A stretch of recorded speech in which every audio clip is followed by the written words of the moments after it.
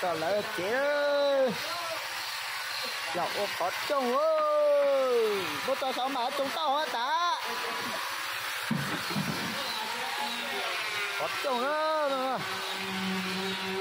Tụi già nó mà ôi chết ta. Đó. Tu đó.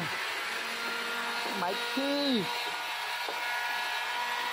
Tụi tao nó mà ốt già. Đúng không ạ. Thích già đó. Ra đó là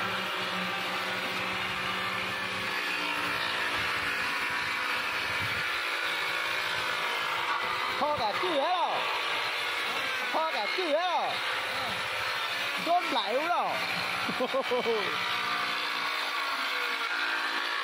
Lúc đó mà ô chó bảng xó đấy, lúc mí nữa gì đâu hay đâu, ta càng lớn tuổi ơi, chúng tôi như này nè. Đi cái gì ơi.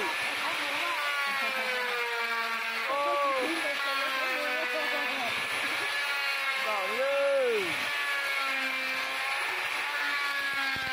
Ô, nó muốn ta. Tao đúng đâu rồi ơi. Ôi giời, lầu lên lầy rồi. Lúc này nó mà tôi bao thì nó chơi trà là chơi giảm còn lắm chứ đấy. Cái trà đâu à.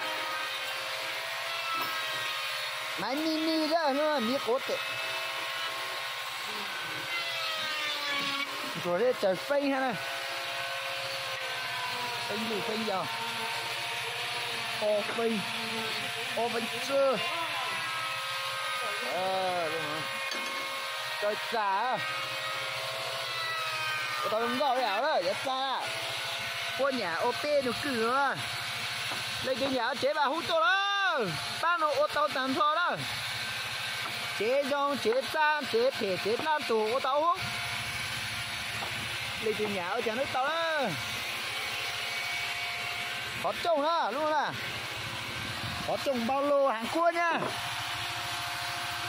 Nhà nào thi thì alo đi. Alo có người làm hết. Trông thể ô đó. Cháu nhắn linh rồi. Ô yo. Đó nó mà chơi phá tông nó thấy ô khó trông hoa đúng không? Chà tông đau hí ơi. Đau hí ơi. À.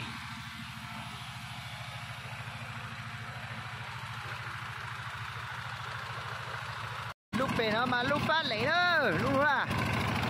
Ơi. Lúc à, phát lấy rồi. Lúc mà tính cả. Cô tao đi cầu lúc máy à. Ô. Tàng đỏ à, yếu lòng tàng luôn. Ô.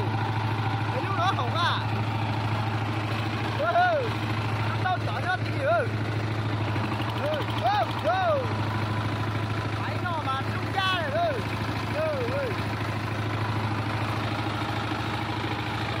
Cái này là báo có điện nhá. Cái này này. Một tỷ ơi. Có mà lịch chúa rồi.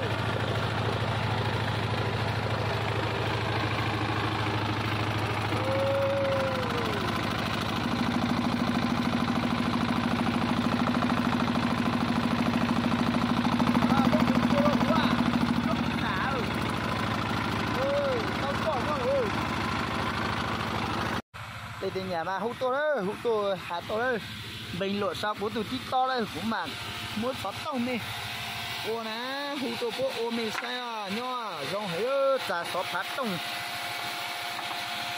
Ô, đúng rồi. Đút chế luôn à. Sao tí đút chế à. Chả. Ô, tan tỏ tôi chả đó. Thế mù đó. Cái đó trái à, đúng rồi. Nó trúng rồi.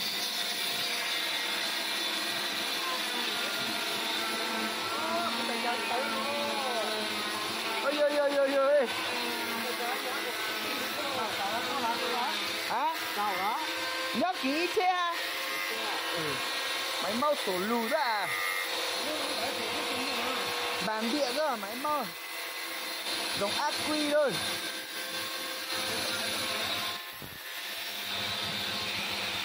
Trời ơi. Thế luôn đâu. Được ghê. Tao cũng cậu thấy không? Đồ đi à nó á. Ơi ơi. Lọc lệt trên lưới luôn.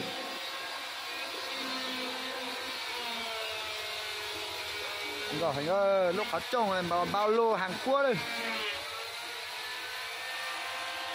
Để chính lao. Ăn đủ thể mang gì tao tăng này lâu. Ừ. Đẹp lông linh rồi.